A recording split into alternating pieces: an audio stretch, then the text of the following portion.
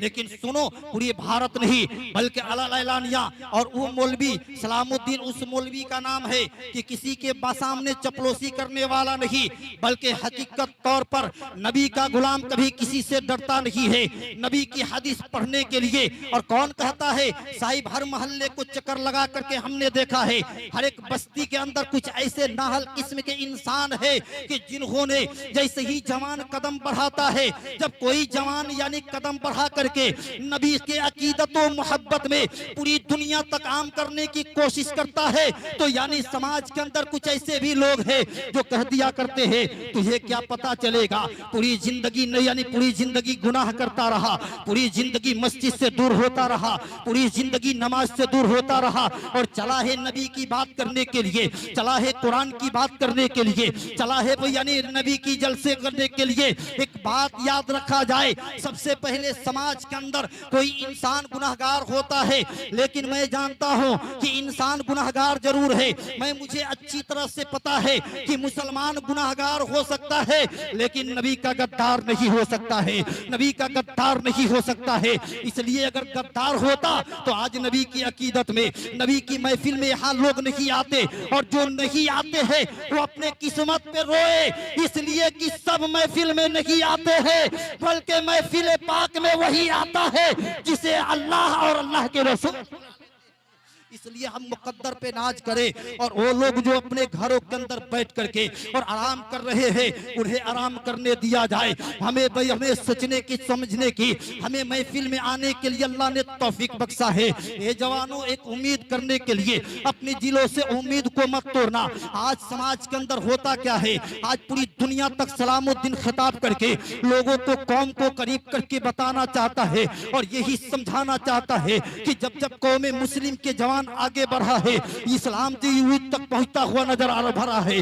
जब तक मुसलमानों के जवानों ने नबी की सीरत को पढ़ना शुरू किया है, जब तक जवानों ने अपने समाज के अंदर अच्छा यानी बर्ताव किया है, समाज के अंदर इनकलाब बर्पा होता हुआ नजर आया है। जब तक जवान ने अपने हाथों में झंडा लेकर के नबी की अजमतों के लिए जब कलियों का सफर किया है, बड़े बड़े ताकतवर लोगों को, बड़े बड़े राजा को, बड़े बड़े दौलतमंद को हालत बिगड़ चुकी है, इसलिए कि नबी का शेर जब किसी गली से गुजर जाता है तो नबी का शेर वो शेर है। जानते हैं आज भारत में शेर की कमी नहीं है, आज इंसानों के पास दौलत की कमी नहीं है, आज लोगों के पास मकान की कमी नहीं है, लेकिन आज ताकतें नहीं है। आज हमारे पास दौलत तो है लेकिन ताकत नहीं है। किसी बस्ती से जाते हैं लोग निशाना बनाते हैं, किसी गली से जाते हैं लोग हमसे नफरतें की करते हैं, लोग किसी गली से जाते हैं लोग निगाहों को मोड़ लेते हैं, हमें दहशतगर्दी बताते हैं। जानते हैं वजह क्या है?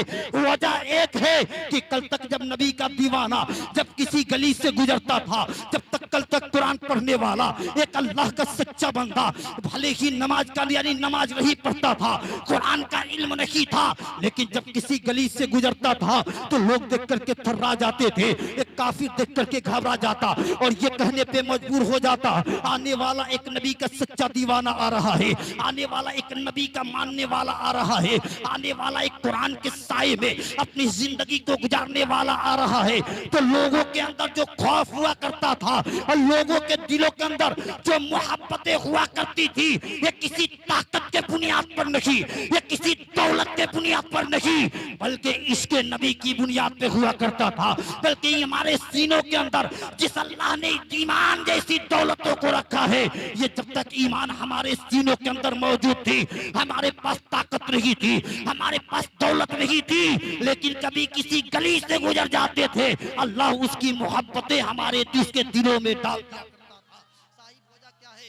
लेकिन वाह, बहुत उम्दा, वाह। दुनिया के अंदर देखा जा रहा है, आज मुसलमान कहता है कि ताकत नहीं है। ए जवानों आओ, मैं तुझे ताकत देने की बात करता हूँ। आखिर ताकत कैसे आएगी? आज जवानों का कहना ये है, मौलाना सलामुद्दीन एक बात बता दीजिए, आज जवानों की तादाद की कमी नहीं है। आप जानते हैं, आप 72 का भी करबला भी पढ़े हैं, आप यानी जंगे ओहद भी पढ़े हैं, आप जानते भी हैं, आप इस जब से भी जानते हैं कि इस्लाम का चिराग किस तरीके से बुझाने की कोशिशें की जा रही थी। इस्लाम की बुनियाद चंद लम्हों से और चंद लोगों से यहाँ तक पहुँचा है। आज भारत नहीं, आज पूरी दुनिया के अंदर कुरान पढ़ने वालों की तादाद की कमी नहीं है और न ही मुसलमानों की तादाद की कमी है। लेकिन ऐसा ना साहिब, आइए मैं बताने की कोशिश करूंगा। ये जवानों जरा एक बात याद रख लिया जाए, कल तक जवानों की तादाद कम थी, कल तक हमारे घरों के अंदर घर घर कुरान मौजूद नहीं था, हर एक बस्ती के अंदर कुरान पढ़ने वाला नहीं पाया जाता था, हर घर के अंदर औरतें कुरान पढ़ना नहीं जानती थी।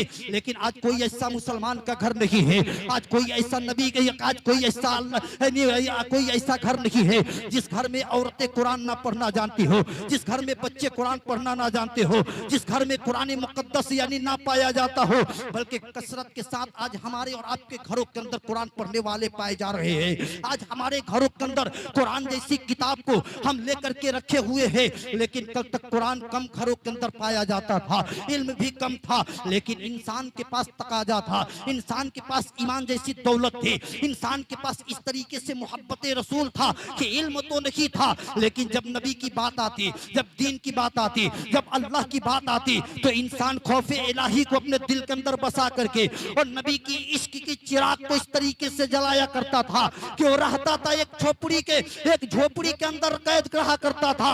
लेकिन पूरी दुनिया में उसका डंका बज रहा था, पूरी दुनिया के अंदर उसका सिक्का चल रहा था। साहिब आज वजह क्या है, आओ करीब मैं कोशिश करने की कोशिश करूंगा।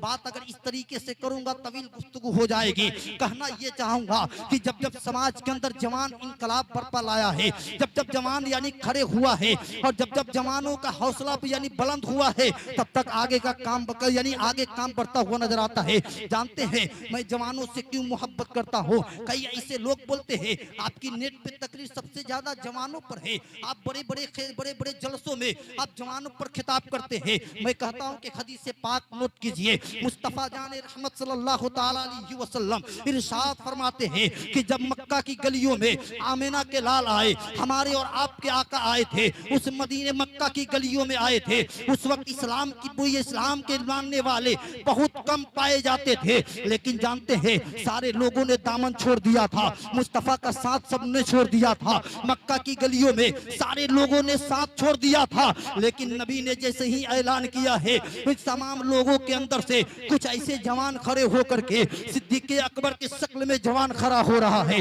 उमर फारूक के यानी फारूक के बदले में एक जवान खड़ा हो रहा है, हजरत मौला अली के यानी शक्ल में एक जवान खड़ा हो रहा है। और नबी ने जब जवानों की टीम इकट्ठा किया है और जब नबी ने अपना दस्ते मुबारक उन सहाबा पर, उन जवानों पर हाथ दस्ते यानी दस्त को रखा है और बता दिया है कि अल्लाह एक है, मुस्तफा जाने रहमत यानी रहमत है और नबी की सीरत ये है, अल्लाह का कुरान ये है, तो कोई बूढ़ा साथ दे या ना दे, कोई 80 साल कोई 60 साथ दे या ना दे, लेकिन जवानों ने कदम को कदम मिला करके अपने कदम को आगे बढ़ा करके नबी की सीरतों को अपना करके जैसे ही गले से लगाया है, अपने सीने से लगाया है, तो मक्का से लेकर के मदीने तक यानी इस्लाम की बुनियाद कम लोग पाए जाते थे। लेकिन जैसे ही जवानों ने एक ताकत अपना करके कहा था कि नहीं, यानी कहा था या रसूल अल्लाह अब जिंदगी है तो आप ही के लिए है, अगर जिंदगी जीऊंगा तो कोई मुझे माँ बाप खिलाफ हो जाए लेकिन आपके खिलाफ होने नहीं देंगे, आपके खिलाफ कोई काम होने नहीं देंगे।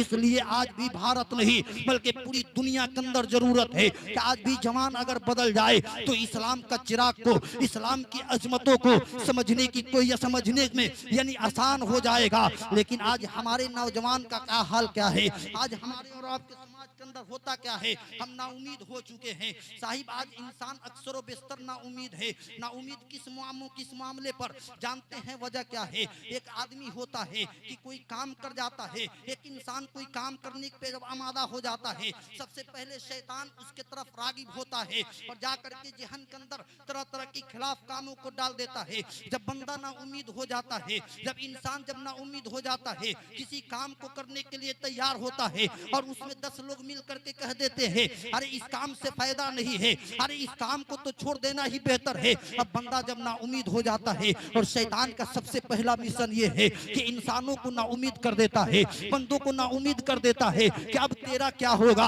आज पूरे भारत नहीं बल्कि पूरी दुनिया के अंदर जवानों को नाउमीद कर देता है। एक जवान लड़का जब करीब में बढ़ जाता है, जब समाज के अंदर किसी कोई गलत काम कर डालता कर जाता है, तो समाज के पूरे लोग कहते हैं, पूरे मुआशरे के इंसान कहते हैं ये इंसान गलत इंसान है। घर वाला भी कहता है, यानी पड़ोसी भी कहता है, इलाके के लोग कहते हैं। सारे लोग जब उस नौजवान को गलत गलत कह करके ताना देने लगते हैं, या कोई औरत हो या कोई समाज की लड़कियां हो, जब कोई गलत काम कर जाता है तो इंसान कहने लगते हैं ये गलत है, अब तेरा क्या है।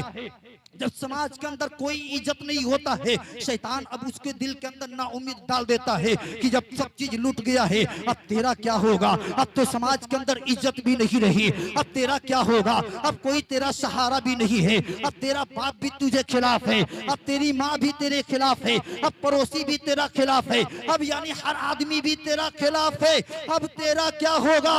इसी वजह से जब शैतान नाउम्मीद कर देता है, अब ये बच्चा जब ये सोचने पे मजबूर हो जाता है और अपने सीने पे हाथ रख करके ये सोचने लगता है कि जब सारे लोग खिलाफ हो चुके हैं, अब हमारी इबादत से भी कोई फायदा नहीं है, हम नमाज पढ़ करके क्या करेंगे। या कोई बचपने से लेकर के पूरे बुढ़ापे तक 50-60 साल तक कभी नमाज नहीं पढ़ा, कभी नेक अमल नहीं किया, और समाज के जैसे ही एक मर्तबा गया नमाज पढ़ने के लिए तो लोग कहने लगे अब ये पूरी जिंदगी करने लगा, गुनाह की करता रहा, पूरी जिंदगी गुनाह करता रहा, पूरी जिंदगी बुराई करता रहा, अब चला है आखिर वक्त में इबादत करने के लिए, अब चला है अल्लाह को राजी करने के लिए। अब तेरी इबादत से अल्लाह खुश नहीं होगा, अब तेरी बंदगी से मौला खुश नहीं होगा।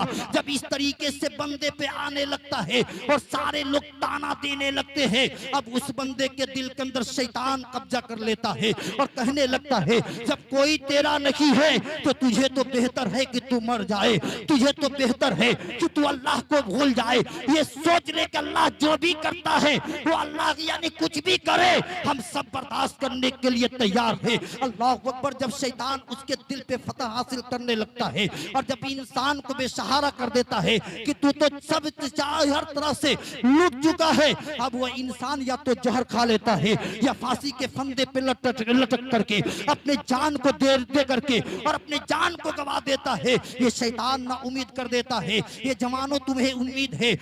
इसी वजह से आज कई ऐसे जवान हैं हम देखते हैं और जाकर के करीब से भी पता करते हैं, कई ऐसे जवान हैं जो मेहनतों मजदूरी करके, जो मेहनतों मुशक्कत करके कई साल यानी एग्जाम देते हैं, कई साल परीक्षा देते हैं, लेकिन उसके अंदर यानी रिजल्ट नहीं आ पाता है। कई ट्रेनिंग में जाकर के बच्चे फेल हो जाते हैं।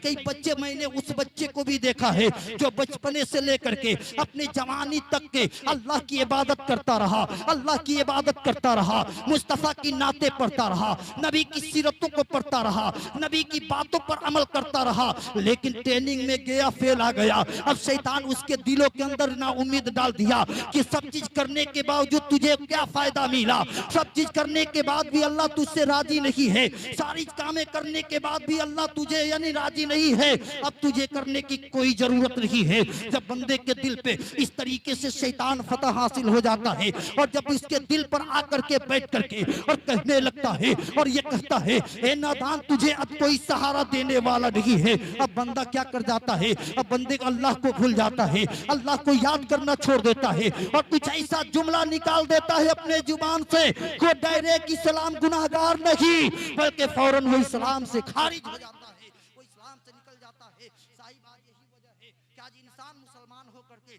अल्लाह और उसके रसूल का बागी बनता हुआ नजर आता है। मैंने एक कुरान मुकद्दस की आयत करीमा तिलावत किया था, यानी कुरान मुकद्दस की आयत करीमा पढ़ा। अल्लाह तबारक व तआला इरशाद फरमाता है कुल्लु मन अलैहा फान व यबका वजहु रब्बिका जुल जलाली वल इकराम, सारी दुनिया फना हो जाने वाली है। और ये बुलंद आवाज से अल्लाहुम्मा सल्ली अला सय्यदना मौलाना मुहम्मद बारिक वसल्लम सल्लल्लाहु अलैहि या रसूलल्लाह सल्लल्लाहु ताला अलैहि वसल्लम। इसलिए जरूरत है कल जो आने वाली है 15वीं शबान जिसे शबे बारात कहा जाता है, सब का माना रात यानी छुटकारे की रात, जहन्नम से छुटकारे यानी मिलने वाला है। अल्लाह के नबी इरशाद फरमाते हैं, बनु कल्ब की बकरियों के बालों से ज्यादा एक रात में अल्लाह ताला गुनाहगारों को गुनाहों पर पर्दा डालता है और उसको जन्नत में यानी दर्ज कर देता है, उनको नेकों में शुमार कर देता है।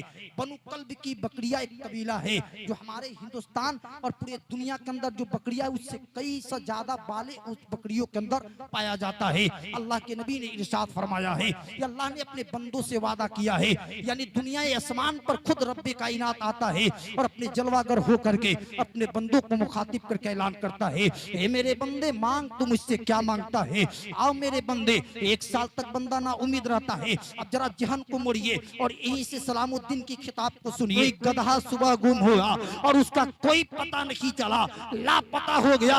उस गधे को गुम कहा जाता है। मुझे उम्मीद है कि मुसलमान आज अल्लाह का बागी नहीं है। ये अलग बात है कि शैतान ने हमारे रास्ते को मोड़ दिया है। शैतान ने नबी की सीरतों को हटा करके अपना सीरत पढ़ाने की कोशिश की और हमारे जवान ने पढ़ना शुरू कर दिया। हमारे कौम के मुसलमानों ने उसे करीब बुला करके समझने की कोशिश करने लगे। लेकिन आओ करीब से बताने की कोशिश करता हूँ।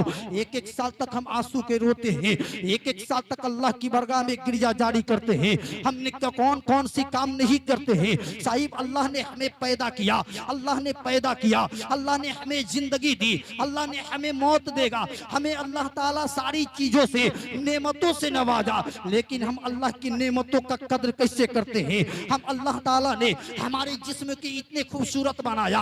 अगर अल्लाह चाहता तो हमें जानवर पैदा कर देता, अगर अल्लाह चाहता तो हमें दोनों आंखों से बीनाई छीन लेता, अगर अल्लाह चाहता तो ताकतों को छीन लेता। लेकिन अल्लाह ताला ने हमारे जवानों के पास ताकत भी दिया, हमारे पास सब चीजें दी, हमारे पास दौलत दिया, हमारे पास सारी चीजें होने के बाद हम अल्लाह के शुक्र को कितना बजा लाते हैं, हम अल्लाह की बंदगी को कितना करते हैं, हम अल्लाह को कितना याद करते हैं।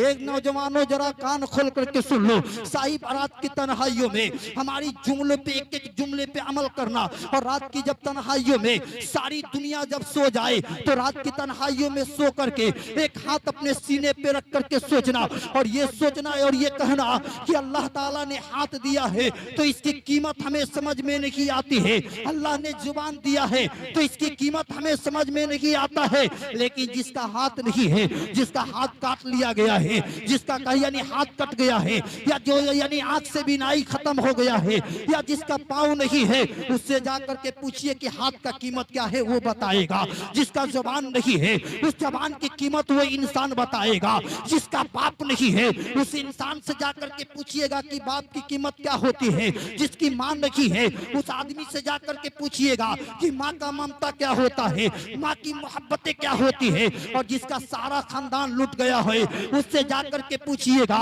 लेकिन हम कितना कदर करते हैं जानते हैं। अल्लाह ताला जब किसी नेमत को बंदों को देता है और जब बंदे उस नेमतों को ठुकरा देते हैं, जब अल्लाह ताला किसी बंदे को नेमत से नवाजता है और जब बंदे उस नेमत की नाकदरी करते हैं, जब बंदे उस नेमतों को खाते हैं लेकिन उसकी कदर कीमत नहीं समझते हैं, बंदे उसकी नेमतों को यानी ठुकरा देते हैं, बंदे उस नेमत का शुक्र अदा नहीं करते हैं, तो यानी अल्लाह ताला अपनी नेमतों को रोकता नहीं है।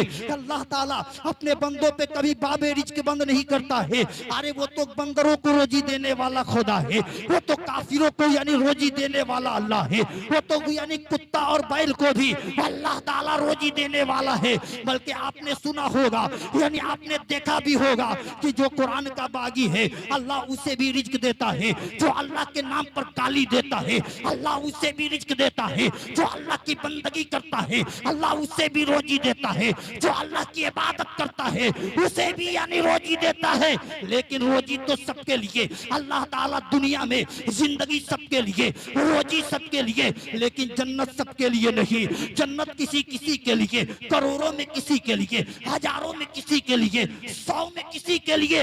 इसलिए बंदे को रोजी का फिक्र नहीं करना चाहिए, बल्कि बंदे को तो हम वक्त ये कोशिश करना चाहिए कि दुनिया हमसे खफा हो जाए, खफा हो जाए।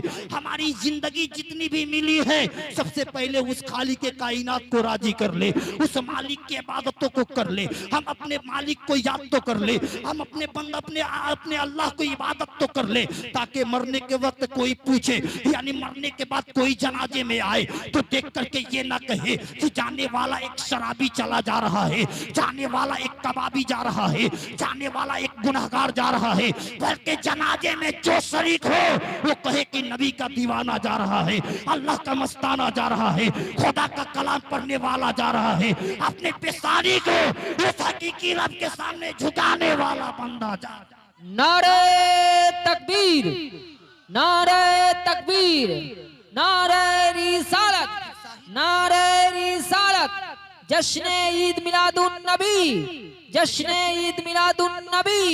अल्लामा सलामुद्दीन साहब किबला, अल्लामा सलामुद्दीन साहब किबला।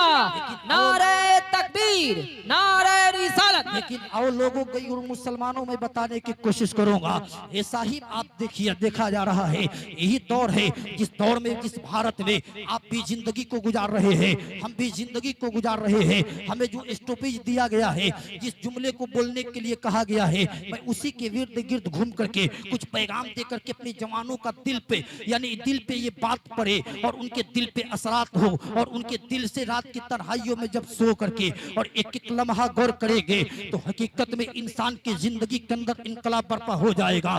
ये लोगों, मुझे उम्मीद है कि उम्मीद है कि सारे लोगों को कहा जाए कि नमाज पढ़िए तो सारे लोग नहीं पढ़ेंगे। मुझे ये भी उम्मीद है कि हमारे मुताबिक सारे लोग जिंदगी को गुजारे, ऐसा भी नहीं होगा। लेकिन मुझे उम्मीद ये बात जरूर है कि कोई माने या ना माने, कोई माने या ना माने, लेकिन हकीकत तौर पर जब बदलना चाहता है इंसान, जब अल्लाह को याद करके, जब मुस्तफा की अकीदत को अपने सीने के अंदर बसा करके एक मर्तबा अहद करता है और नबी की नाम को लेता है, और उसके सीने के अंदर इस तरीके से ताकत आ जाती है कि जब कोई ताकतवर, बड़े से बड़े ताकतवर जब देखता है तो देख करके थर्रा जाता है और कहने पे मजबूर हो जाता है कि आखिर इसके अंदर ताकत आई तो कहां से आई। साहिब आप नहीं देखते हैं, अल्लामा फजल हक खैराबादी को गिरफ्तार करने के लिए अंग्रेजों ने कितने लश्कर को भेजा था। चलिए उस तारीख को एक तरफ, उस तारीख के पन्ने को एक तरफ रखिए, करबला के मैदान को सामने रखिए, और इस करबला के मैदान पे एक जुमला देकर के बताना चाहते हैं। 72 और 82 थे कुल, हदीसों में आता है, किसी हदीस में 103 का रवायत आती है, किसी में 72 आता है, किसी में 93 83 आती है, 83 लोग आते हैं, टोटल अक्सर व बेशतर 72 शहीदों का लश्कर 72 है। आप जानते हैं 72 के मुकाबला में काफिर को कितना आना चाहिए?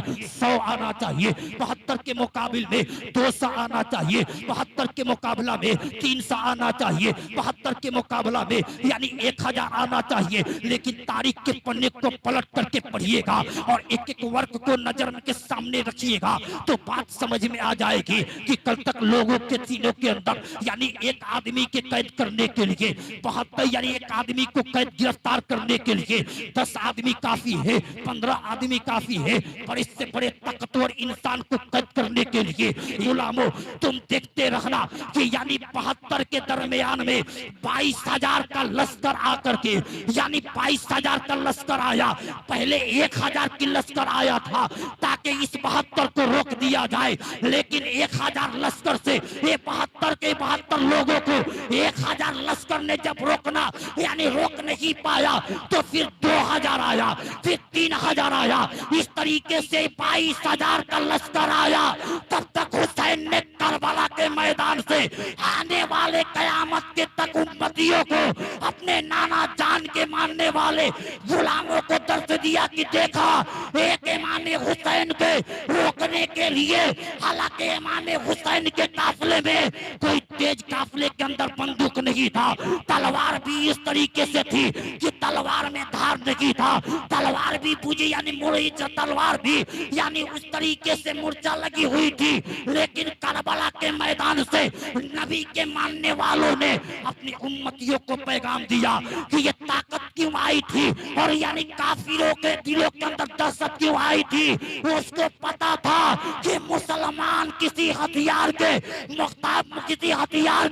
मोहताज नहीं है, मुसलमान किसी ताकत के बुनियाद पे अपने फतह को हासिल नहीं करता है, बल्कि मुस्तफा यानी मुसलमान के सीनों के अंदर जो नबी का इश्क भरा हुआ है, जो नबी की मोहब्बत भरी हुई है, एक चिंगारी निकल करके जब शोला भड़क जाता है तो 1000 क्या लाखों पे तनहा भारी हो जाता है, एक नबी का गुलाम भारी हो जाता है। एक ही वजह है कि आज जवानों के सीनों से ईमान खत्म हो चुका है, वरना भारत नहीं इसी दुनिया के अंदर से किसी गली से जब जवान जाएगा तो बड़े से बड़े काफिर दिख करके और थर्रा जाएंगे और कहेंगे आने वाला एक नबी का वफादार आ रहा है। लेकिन साहिब वजह क्या है? आज हमारी वजह यही है कि आज हमारे सीनों से ईमान को निकालने के लिए, और अंग्रेजों ने यही तो किया है। आज हमारे जवानों का एक बात याद रखो, तुम कभी ना अल्लाह की बंदगी से और अल्लाह की नेमतों से तुम ना उम्मीद मत होना।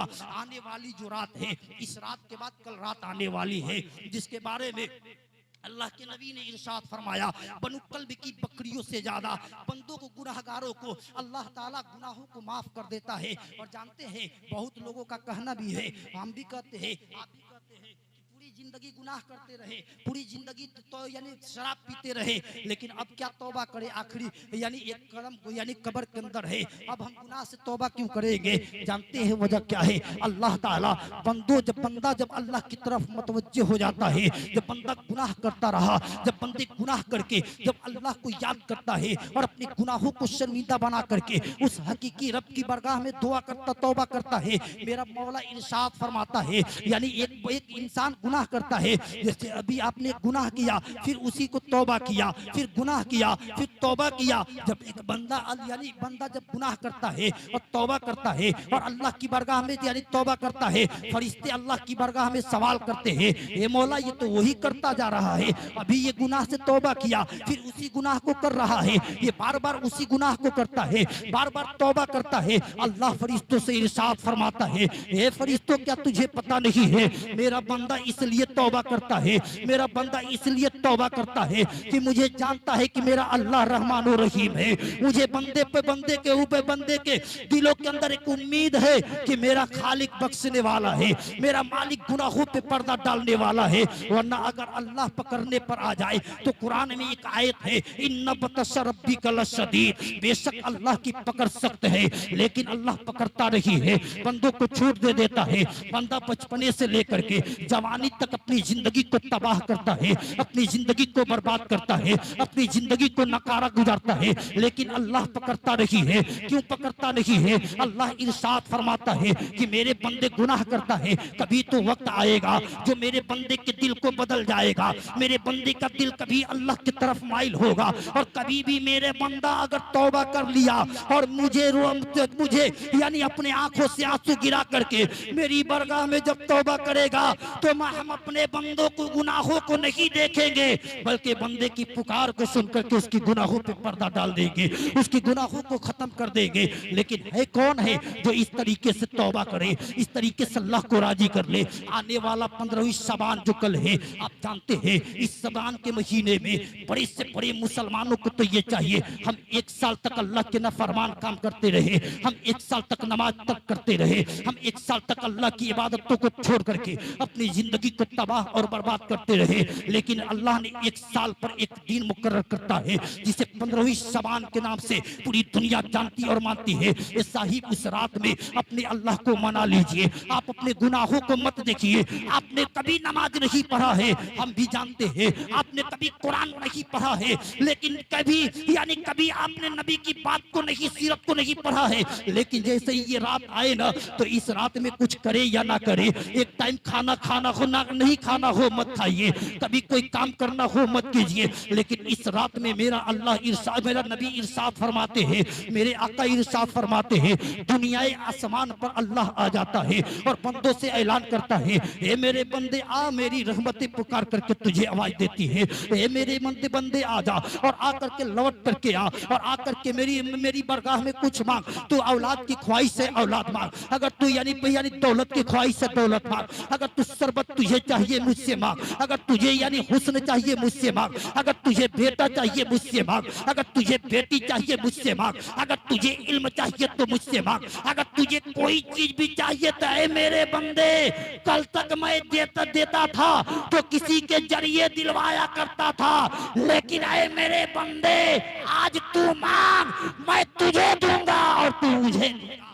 अल्लाह ताला इरशाद फरमाता है, लेकिन मांगिए मांगिए और एक चीज मांगिए, मांगने से पहले अपने दिल को सुथरा कर लीजिए, मांगने से पहले अपने दिल को गुबारे को खत्म कर लीजिए। हम जानते हैं कि आप सब लोग नमाजी नहीं है, हम मुझे ये भी पता है कि सारे लोग मुत्तकी परहेजगार नहीं है, लेकिन इस अल्लाह की नेमतों से ना उम्मीद मत रहिए। इस रात में जवानों तुम जगो और जाग करके मांगो, अल्लाह की बरगाह में मांगो। और जानते हैं एक जवान तक बात आई जहन से निकल जाएगी, सबसे ज्यादा जरूरत है, इसलिए कि आज मुआशरे के अंदर जो बुराइयां हो रही है इसी जवान लड़की और लड़के की वजह से, इसी फितने की वजह से हमें तबाह और बर्बाद किए जा रहे हैं। यही वजह है कि हमारी हालतों को कमजोर की जा रही है, यही वजह है कि हम गली गली के अंदर मारे और फिरते जा रहे हैं, यही वजह है कि हम नगर नगर सताए और तकलीफें हमें पहुंचाए जा रहे हैं। वरना आज भी भारत नहीं बल्कि पूरी दुनिया के मुसलमान नहीं बल्कि पूरे जवान इक्तदा कर ले और ये इरादा कर ले कि कुछ भी होगा। एक होता है गुनाह, एक होता है तौबा।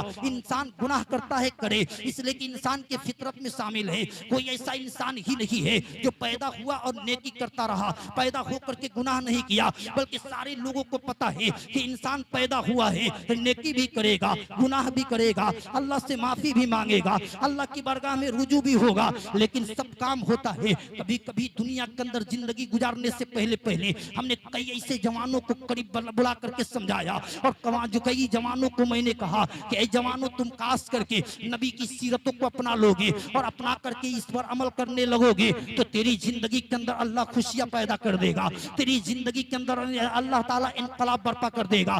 वजह क्या है? वजह एक है कि तुम कभी भी गुनाह करते हो करो, नेकी करते हो, लेकिन कभी कभी कोई ऐसा भी काम कर जाओ, कोई ऐसा भी अमल कर जाओ जो तुझे तेरे घर वाले भी ना जाने, तेरी बीवी भी ना जाने, तेरे बाप भी ना जाने, तेरा पड़ोसी भी ना जाने, कोई रिश्तेदार भी ना जाने, कोई इंसान भी ना जाने। आप कहिएगा मौलाना सलामुद्दीन कौन सी नेकी? तो आओ एक हदीस पाक पढ़ता हूँ, एक हदीस पाक पढ़ करके और आपको बताने की कोशिश करता हूँ कि अल्लाह के रसूल इरशाद फरमाते हैं, अल्लाह के नबी इरशाद फरमाते हैं कि बंदे को क्या है अपनी पूरी जिंदगी के अंदर कोई ना कोई एक ऐसा काम कर जाए, कोई ना कोई ऐसा तरीका अपना ले जिसे जानने के बाद उसके नाजात का जरिया बन जाए, जिससे जानने के बाद अल्लाह ताला उस नेकी के बदौलत उसके कब्र के अंदर सुकून मिले, उसके नेकी के बदौलत अल्लाह उसके कब्र के अंदर अनवार की बारिश से अता फरमाए, उसके नेकी के बदौलत यानी अल्लाह ताला उसे जजा दे। लेकिन कौन सी नेकी है साहिब? हम तो नमाज भी पढ़ते हैं चंद लम्हे के लिए, ये दिखावा है,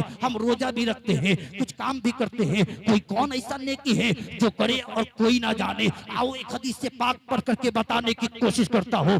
आमिना के लाल है, मदीने वाले आका है, अल्लाह के नबी इरशाद फरमाते हैं तीन आदमी सफर कर रहे थे, तीन आदमी सफर कर रहे थे, सफर करते करते यानी करते करते चले गए, जाते जाते अचानक तेज बारिश होती है, बारिश का तूफान आ गया और बारिश आने लगी। आपने एक पहाड़ के खोह में ये तीनों इंसान जाकर के छुप गए और बारिश इतना तेज होने लगी कि बारिश तेज होने लगी, तूफान आने लगी, एक पहाड़ का चट्टान आता है और उसके मुंह पर उसके दरवाजे पे गिर जाता है। अब ये तीनों शख्स यानी अंदर है, ये तीनों इंसान अंदर है, एक पहाड़ का चट्टान आकर के उसके दरवाजे पे लग जाता है। अब ये तीनों का कब्र वही बनने वाला है। अब निकले तो कैसे निकले? अब तीनों ये कहने लगे भाई अजीब हो गया, अब हम इससे रेहा कैसे मिले, हम इससे कैसे हटाए? हमारी ताकत भी नहीं है कि एक पहाड़ के खो को हटा दे और तीन आदमी कितना ताकतवर इंसान हो उस पहाड़ को कैसे यानी हटा दे। अब तीनों ये कहने लगा अब तो हमारी कब्र यही बनने वाली है,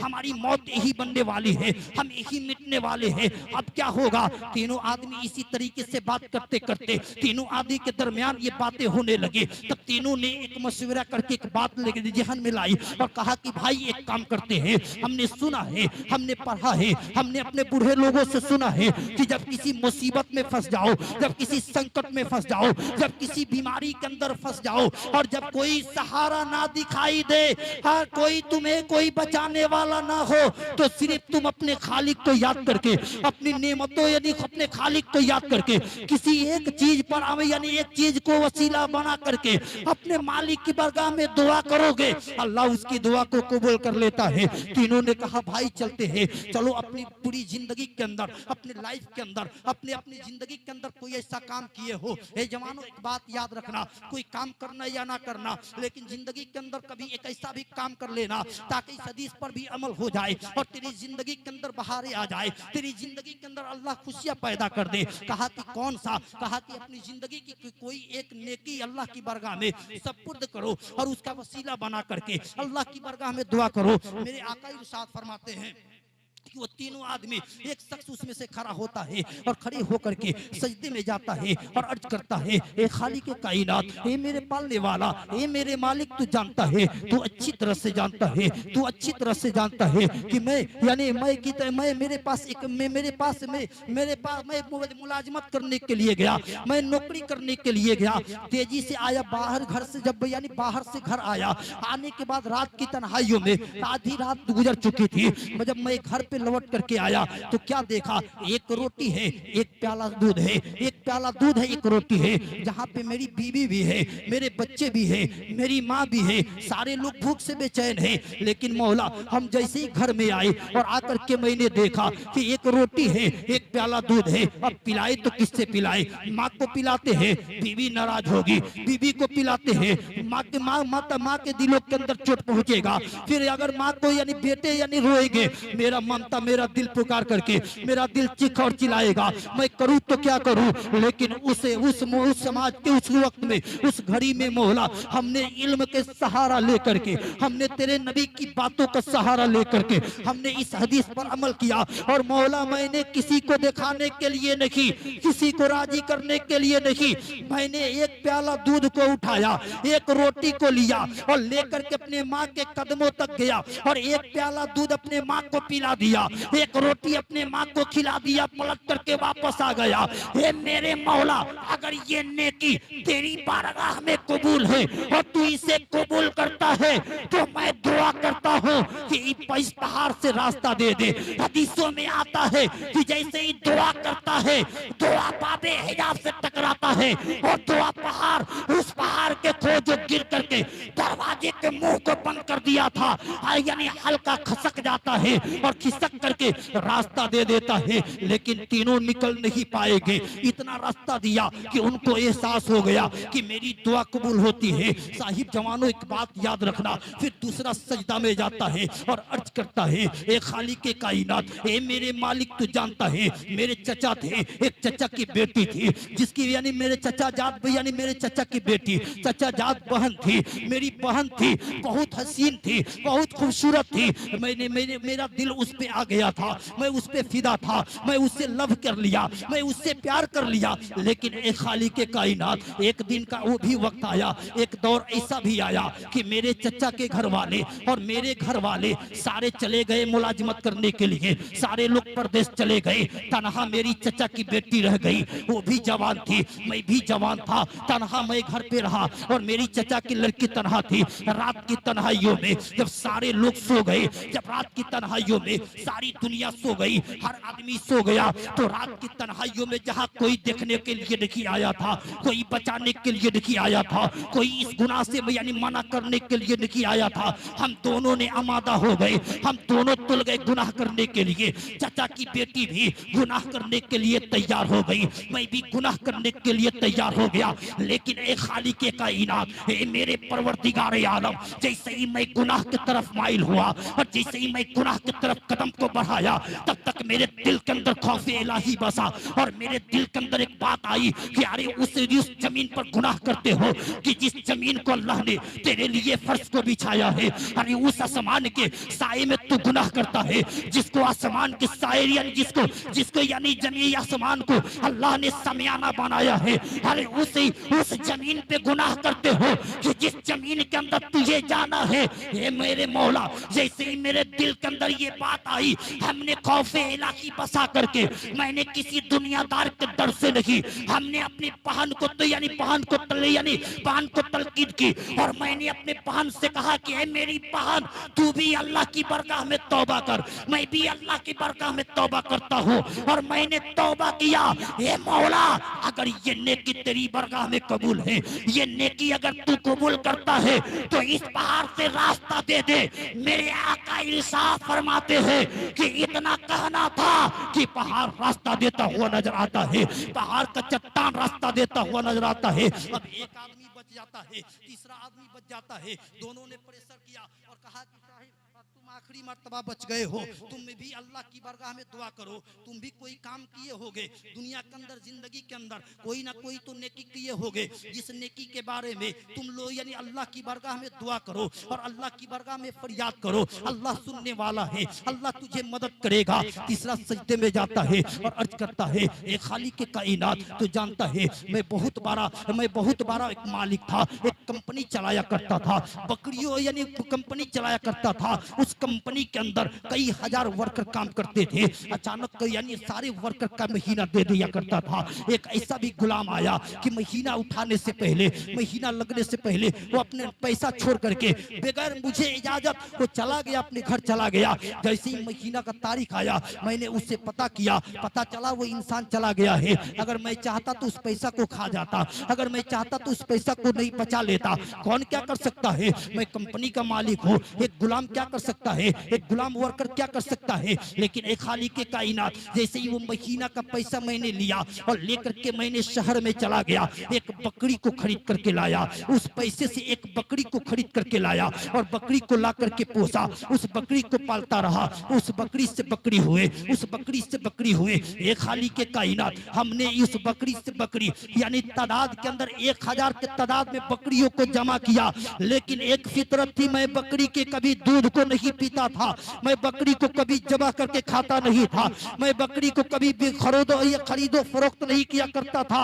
मैं खौफे इलाही में तुझे राजी करने के लिए मौला, हमने उसकी अमानतों को हिफाजत करता रहा, बकरियों को पलता रहा, बकरी से बकरी हुए। कई 1000 के तादाद में जैसे ही बकरी हो गई, कुछ साल के बाद वो जवान पलट करके आता है और आकर के कहता है कि मालिक मुझे भैया आपको याद है एक दिन मैंने 1 महीने की कीमत को छोड़ करके, 1 महीने की तनख्वाह को छोड़ करके आपके कंपनी में मैं काम करता था, लेकिन पलट करके चला गया बगैर पैसा लिए।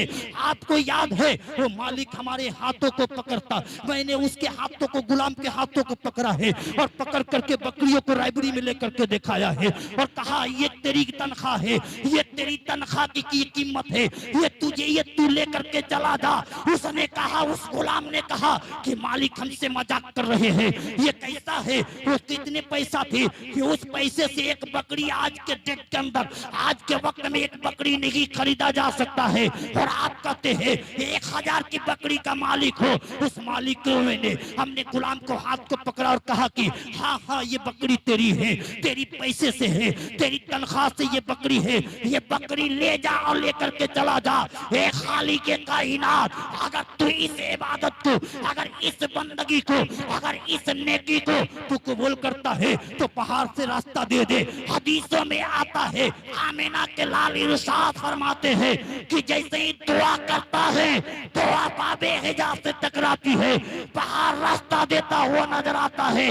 वो तीनों अपने दिल के अंदर पूरी दुनिया तक काम करके मेरे नबी बताना चाहते हैं कि आज भी कोई अल्लाह और रसूल के लिए खालिस दिल से कोई काम करता है, अल्लाह उसकी खालिस दिलों को कबूल कर लेता है।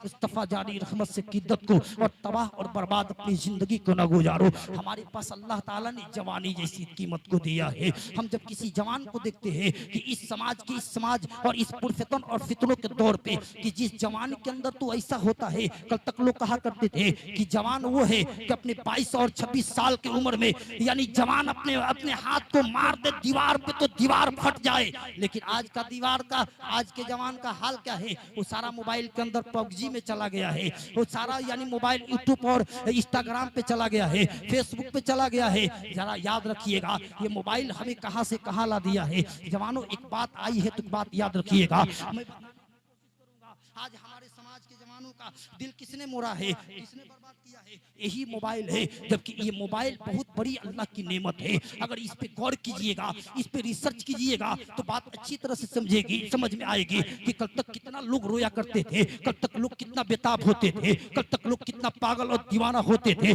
लेकिन अल्लाह ताला ने इस पुरफितन और फितरत के दौर में अल्लाह ने करम किया, मुस्तफ़ा जाने रहमत की मोहब्बतें हुई कि अल्लाह ताला ने मोबाइल जैसे यानी मोबाइल बनाने के लिए अक्ल दिया, समझ दी, ताकत दी, सब चीज देने के बाद हमारे पास मोबाइल आया।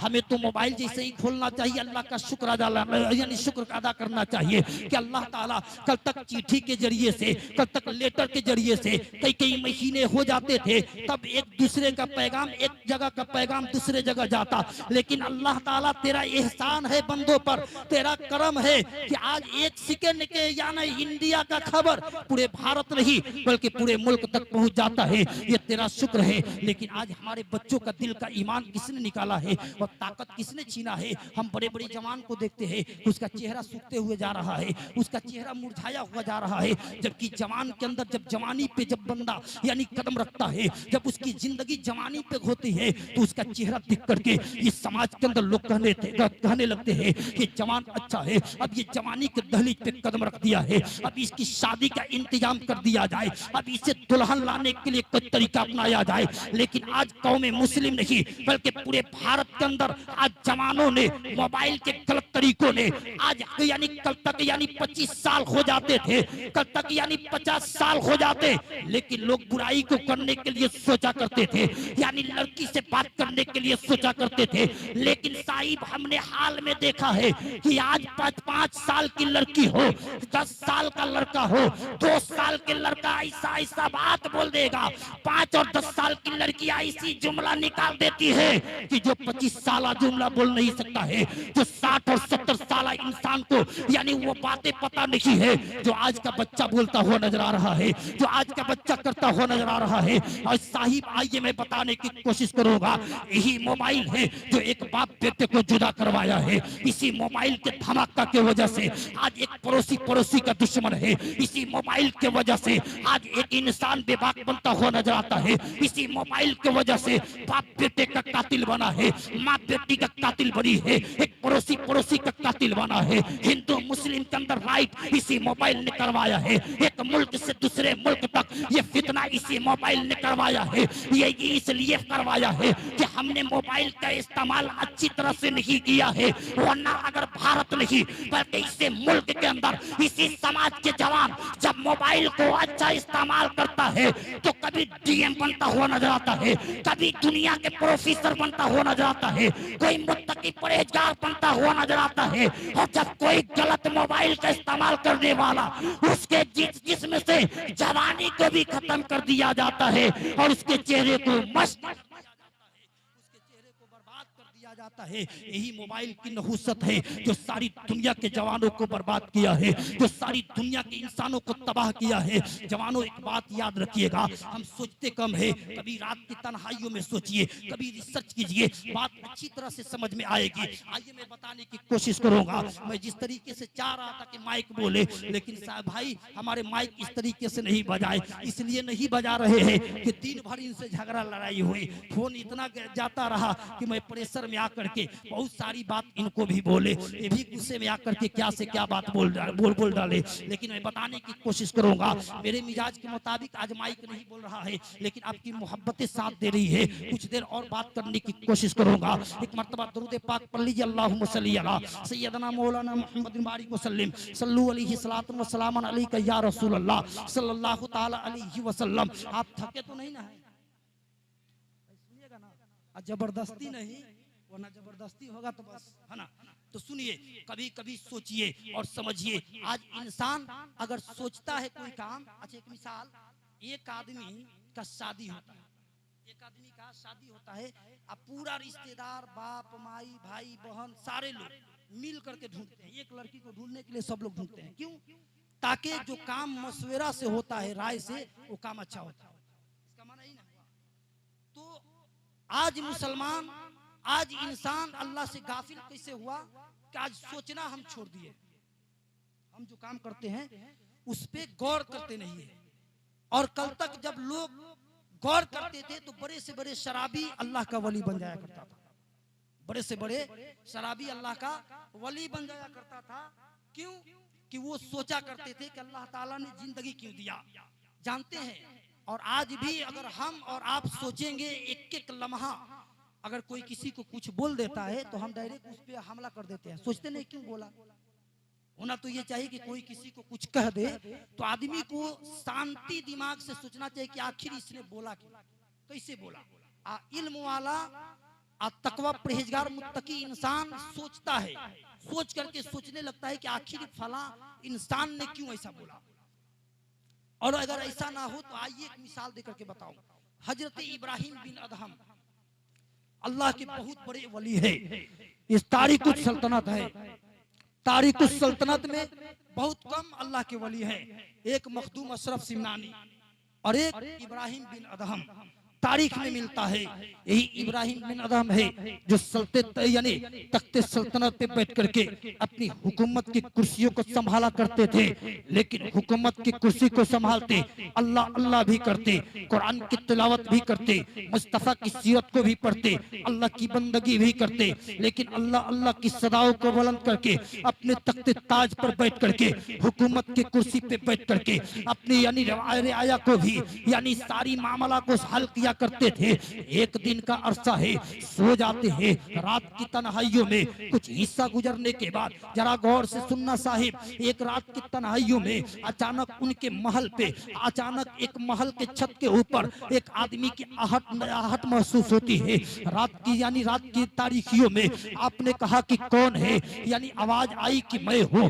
हजरत इब्राहिम बिन अदहम जाते हैं और छत पे देखते हैं कि एक नौजवान करियल जवान है जो सर पे यानी जो छत के ऊपर टहल रहा है। मैंने पूछा, जलाल भरी आवाज में मैंने कहा, ए साहिब ए जवान तो क्या तलाश रहा है, तो क्या ढूंढ रहा है। उसने पलट करके कहा कि साहिब मेरा ऊंट गुम हो गया है, मैं आपके छत पे ऊंट को तलाश रहा हूँ। अल्लाह अकबर कबीरा। आज के दौर के अंदर कोई छत पे चला जाए अगर कहे कि मैं ये सामान तलाश रहा हूँ तो यानी आप पहले पकड़ के उसे कैद कीजिएगा, आप पहले उसे पिटाई कीजिएगा, आप उसे पहले यानी जुल्म सितम की पहाड़ तोड़िएगा। लेकिन अल्लाह के वली इब्राहिम बिन अदहम क्या कहते हैं, मजाक बंद कर दे। इस छत पे अगर तेरी ऊंट गुम हुई है तो जाकर के जंगलों में तलाश, जाकर के यानी शहरों में तलाश। ये तेरा ऊंट गुम है, मेरे छत पे कैसे आएगा। अल्लाह अकबर कबीरा। उस शख्स ने कहा कि बादशाह सलामत, यानी गुस्ताखी माफ हो, जब इस महल के छत पर आपके मेरे ऊंट यानी नहीं मिलेंगे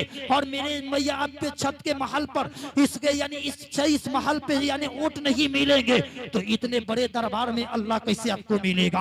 अल्लाह अकबर। जब ये बात आपने सुना हजरत इब्राहिम बिन चौक जाते हैं और यानी चौक करके बैठ जाते हैं और ये कहने लगते हैं ये कैसी बातें हैं। अल्लाह अकबर। ये दिल पे बढ़ जाता है। हजरत इब्राहिम बिन अदहम सोचने लगते हैं और फिर सोचते सोचते फिर चले जाते हैं, कुछ लम्हे के लिए चले जाते हैं। फिर वो जवान गायब हो जाता है, छत से गायब हो जाता है। थोड़ी दिन के बाद, कुछ अरसे के बाद, कुछ महीनों के बाद, अल्लाह अकबर कबीरा, कुछ लम्हे के बाद जैसे ही देखा यानी बैठे थे अपने यानी तख्त ताज पे बैठे थे जहां हुकूमत कायम थे, जहां पे रियाया आकर के गुलाम आकर के अपना दुख दर्द बयान करते थे।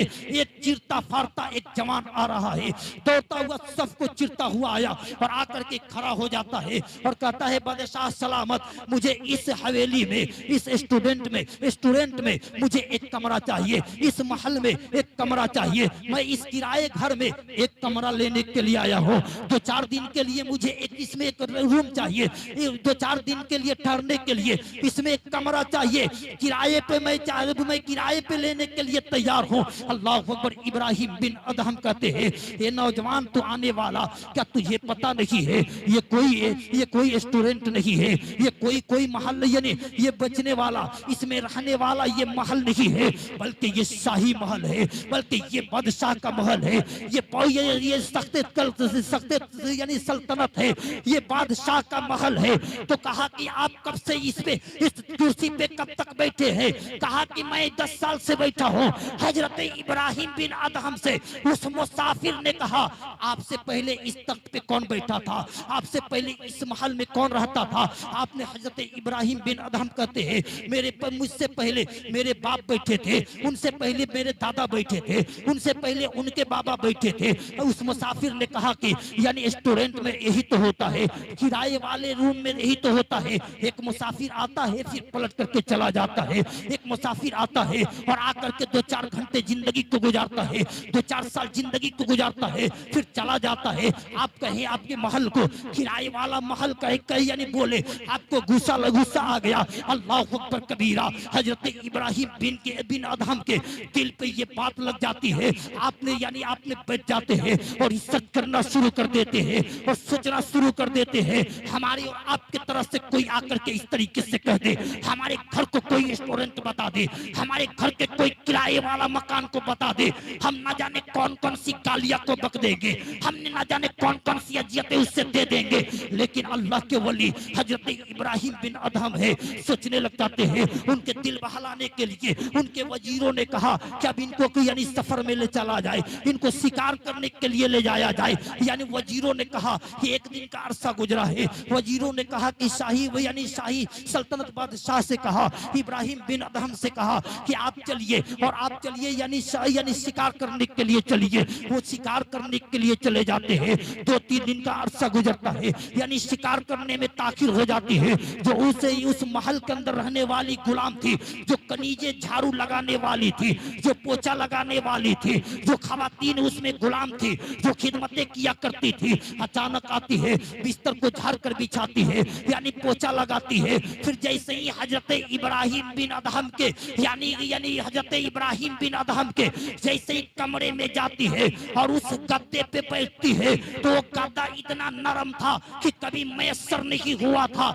इस गुलाम औरत को पता था कि इब्राहिम बिन अदहम यानी गए हैं, शिकार करने के लिए गए हैं, थोड़ी देर के लिए आराम तो कर लूं। उस गद्दे पे थोड़ी देर के लिए बैठना ही था कि जैसे ही बैठती है नींद आ जाता है और वो सो जाती है। तब तक हजरत इब्राहिम बिन अदहम पलट करके आ जाते हैं। जैसे ही इब्राहिम बिन अदहम आते हैं, क्या देखते हैं कि एक बादशाह के बिस्तर पे एक नौकर झाड़ू लगाने वाली एक गुलाम बैठी है, यानी सोई है। ये तो यानी बादशाह की बेअदबी है, ये सल्तनत की हुकूमत की ये बेअदबी है, ये महल की तौहीन है। अब इसे सजा दिया जाए, अब इसे अजियतें दिया जाए। फौरन इकट्ठा किया गया, वजीरों ने उसे कैद किया और कैद करके लाया गया और ला करके उसे कोड़ा बरसाना शुरू किया गया है। हजरत इब्राहिम बिन अदहम के वजीरों ने उसे एक कोड़ा मारा, दूसरी कोड़ा मारा, ऐसे 1 2 3 4 5 6 यानी इस तरीके से जैसे ही कोड़ा मारना, वजीरों ने जैसे ही जल्लादों ने कोड़ा मारना शुरू किया है, वो औरत मुस्कुराना शुरू कर देती है, खिलखिला करके हंसना शुरू कर देती है। तो इब्राहिम बिन अदहम अल्लाह के वली यानी अपने जल्लादों से कहा करते हैं कि रुक जाओ, कोड़ा ना मारा जाए। इस औरत इस गुलाम से पूछा जाए कि जब इंसान के जिस्म पे कोड़ा लगता है, जब इंसान के जिस्म को जब पिटाई की जाती है, इंसान दर्द के मारे चीखता है, इंसान दर्द के मारे चिल्लाता है, इंसान दर्द को बर्दाश्त नहीं कर पाता है। क्या तुझे कोड़ा मारने से चोट नहीं लगती है? तब तक उस औरत ने, उस गुलाम जाती औरत ने कही कि इब्राहिम बिन अदहम, मैं इसलिए कोड़ा में खा रही हूँ, चोट भी लग रहा है, दर्द भी हो रही है, लेकिन मैं इस बात के लिए यानी हंस रही हूँ कि मैंने एक लम्हे के लिए इस बिस्तर पे सोई तो इतना कोड़ा खाना पड़ा।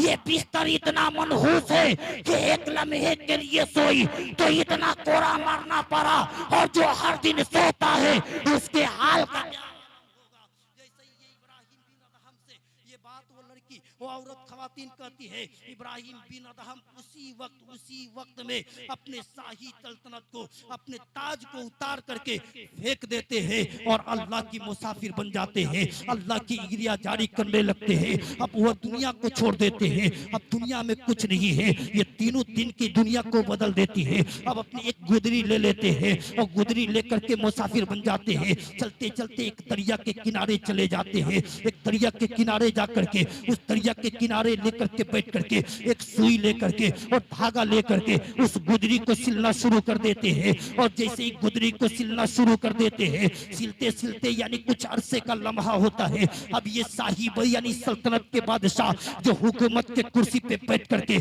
यानी राया का मदद किया करते थे, और आज ये फकीरी लेबादा ओढ़ करके, आज ये फकीरी लेबादा पहन करके, आज ये दरिया के किनारे बैठ करके अल्लाह अल्लाह की सदाओं को बुलंद कर रहे हैं, मुस्तफा जाने रहमत की हम्द सना कर रहे हैं। अल्लाह अपनी दुनिया को छोड़ करके अपने अल्लाह को याद करके उस दरिया के किनारे बैठ करके और गुदरी को सी रहे हैं। कुछ लम्हे के बाद, कुछ महीने के बाद वजीरों ने एक मीटिंग की और कहा कि चलो यानी बादशाह सलामत को बुला लिया जाए, यानी बादशाह को बुला लिया जाए, उन्हें मना करके ला दिया जाए। यानी तलाशने के लिए निकल जाते हैं वजीर। अचानक तलाशते तलाशते चले जाते हैं और देखते हैं दूर से नजर आते हैं कि हजरत इब्राहिम बिन अदहम उस दरिया के किनारे गुदरी को सिल रहे हैं।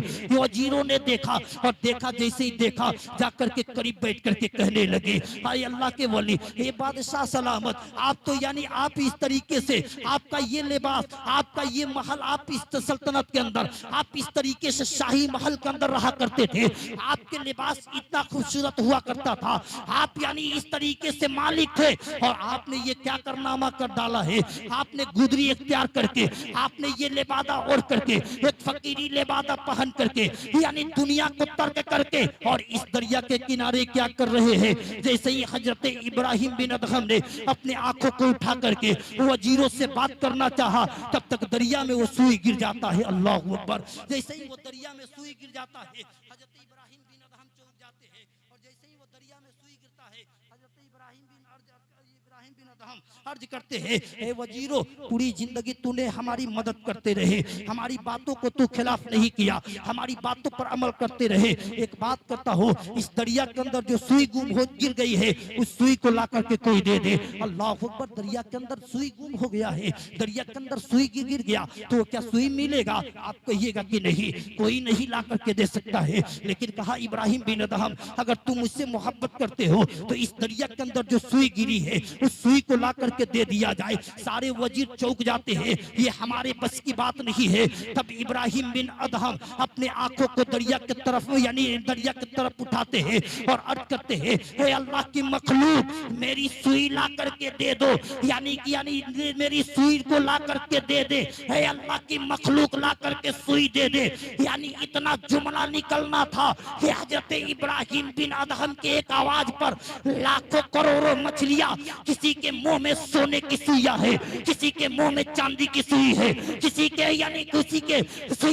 के मुंह में सोने और चांदी की सुइया थी। हजरत इब्राहिम बिन सुई को देखते रहे, सोने की सुई को देखा तो ठुकरा दिया, चांदी की सुई को देखा ठुकरा दिया, सब सुइयों को ठुकरा दिया।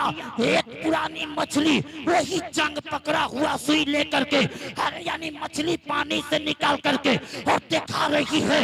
हजरत इब्राहिम बिन अदहम ने उस सुई, पुरानी सुई को लेकर के और रख लिया और कहा, निगाह को उठा करके कहा कि मेरे वजीरों, ये बता दे कि वो सल्तनत, वो हुकूमत अच्छी थी कि ये हुकूमत अच्छी है। जब वहां था तो दीन की हुकूमत नहीं चलती थी, सिर्फ लोगों के दिल पे हासिल करता था, पैसा की बलबूते पर, पैसा की ताकत पे किसी के दिल पे हुकूमत करते थे।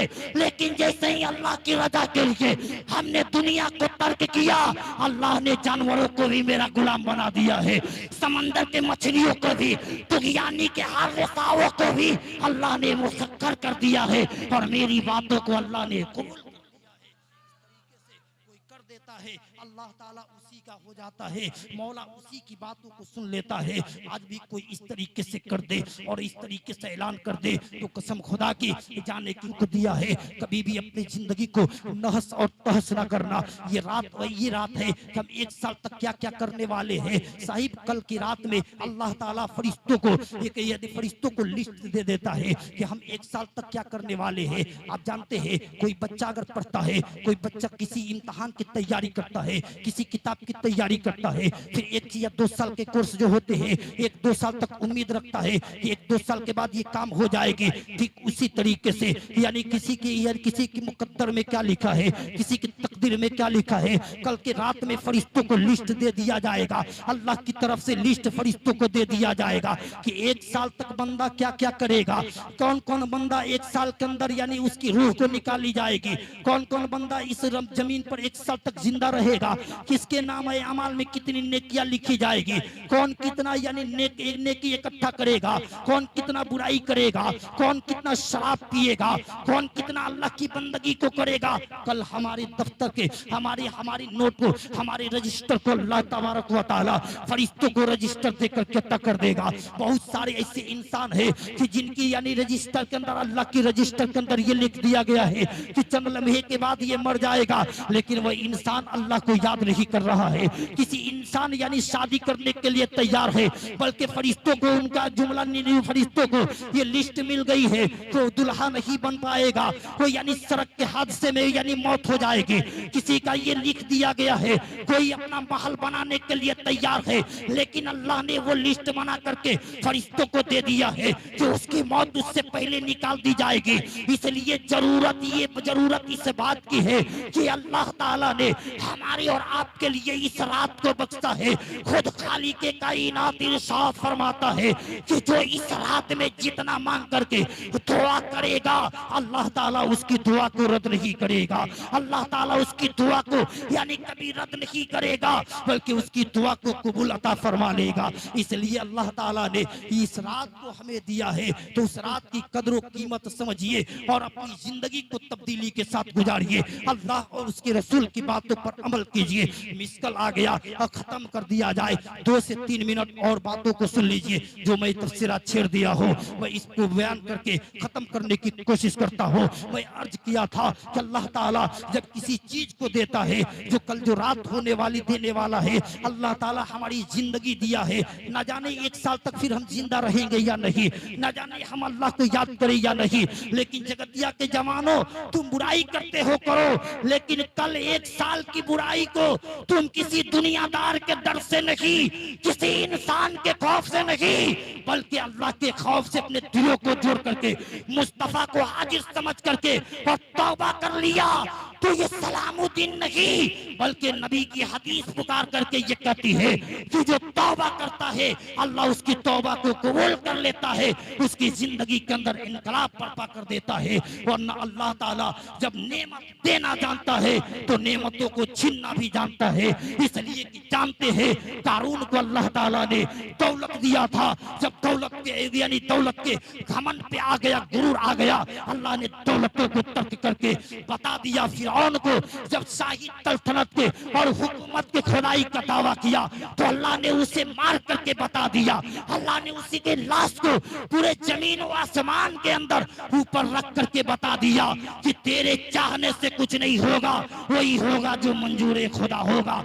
यानी अल्लाह ताला ने सद्दात को जो दुनिया के हुकूमत के सामने सद्दात ने जन्नत बना डाला था, अल्लाह ने उसे जन्नत के तरफ एक निगाह के भी तोड़ करके उसकी रूह को निकाल करके बता दिया कि जब अल्लाह की नेमतों को जो इंसान बेकद्र करता है अल्लाह ताला उसकी नेमतों को छीन करके और बताना चाहता है कि तेरे चाहने से कुछ नहीं होगा, वही होगा जो मंजूर खुदा होगा। अल्लाह तबारक व तआला हम तमाम मुसलमानों को इहदिना सिरातुल मुस्तकीम पर अमल करने की तौफीक और रफीक अता फरमाए। बोलने के दरमियान या आपको सुनने के दरमियान किसी भी तरीके से गलतियां बेअदबियां हो गई हो मौला तो हम तमाम सामईन के सामने और हम भी तौबा करें, आप भी तौबा करें, खास करके जवान आप तौबा कीजिए। आपकी जिंदगी को अल्लाह ताला ने बहुत कीमती जिंदगी को अता किया है, ये जवानी पलट करके आने वाला नहीं है, जो वक्त है उस वक्त को गनीमत जानिए, अल्लाह रसूल की वफादार बनिए, नमाज पढ़िए, जब भी टाइम मिले पढ़िए। जरूरत नहीं है कि 5 वक्त पढ़िए। बहुत ऐसे जवान कहते हैं मौलाना साहब हम क्या करें, हम नमाज नहीं पढ़ते हैं, टाइम नहीं है। आपको जब टाइम मिले, टाइम नहीं बल्कि मुसलमान पाक रहेगा तब ना नमाज पढ़ेगा। मेन पहला मिशन है पाक, तो आप जिस्म को पाक रखिए। कभी कभी नहीं पढ़ते हैं तो कम से कम जुम्मा के तो हर मुसलमान पाक रहता है, उस दिन कम से कम 5 वक्त नमाज को पढ़िए। उस दिन कभी कभी पढ़िए, इसलिए कि सारी खता अल्लाह माफ कर देगा। हम तौबा करेंगे तो अल्लाह कबूल कर लेगा, वो माफ कर देगा। लेकिन नमाज अगर किसी के हक में एक रिकात काजा भी है, एक रिकात नमाज भी है, जब तक उस नमाज के बारे में अल्लाह पूछ ना लेगा, बंदों को जन्नत और सजा नहीं दिया जाएगा। इसलिए कि हम भी जानते हैं आज गुनाह जवान है, गुनाह किसी भी तरीके से कर जाते हैं, आप भी करते हैं, हम भी करते हैं, तो गुनाह से तो कभी भी तौबा कर लेंगे, लेकिन नमाज से कैसे तौबा कीजिएगा, नमाज कैसे अल्लाह की बरगाह में कबूल करवाइएगा। इसलिए जरूरत है कि जो जिंदगी वक्त का जो लम्हात गुजरे, उस जिंदगी को अपने मस्जिदों में लगा दीजिए। एक दूसरे से सच्ची मोहब्बतें करके कल अपने मुर्दों के हक में भी दुआ कीजिए और अपने हक में भी सबसे ज्यादा दुआ कीजिए कि अल्लाह ताला हमारी जवानों को मुस्तफ़ा की शरीयत पर अमल करने की तौफीक और रफ़ीक अता फरमाए। अल्लाह तबारक व तआला जिंदगी अता करेगा तो फिर मुलाकात होगी। अस्सलामु अलैकुम व रहमतुल्लाहि व बरकातहू।